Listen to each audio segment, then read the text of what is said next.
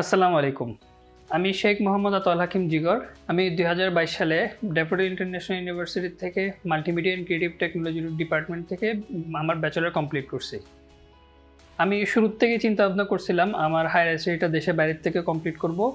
তখন আমি একটা ট্রাস্টেড এজেন্সির খোঁজ নিচ্ছিলাম। এমন সময় আমার এক বন্ধু আমাকে ইনফেস্টারির খোঁজ দেয়। ইনফেস্টারিতে আসার পরে আমি ইউএসএর কাউন্সিলর পিয়াল ভাইয়ের সাথে কথা বলি। পরে ওনার গাইডলাইন মতো সমস্ত ডকুমেন্ট সাবমিট করি।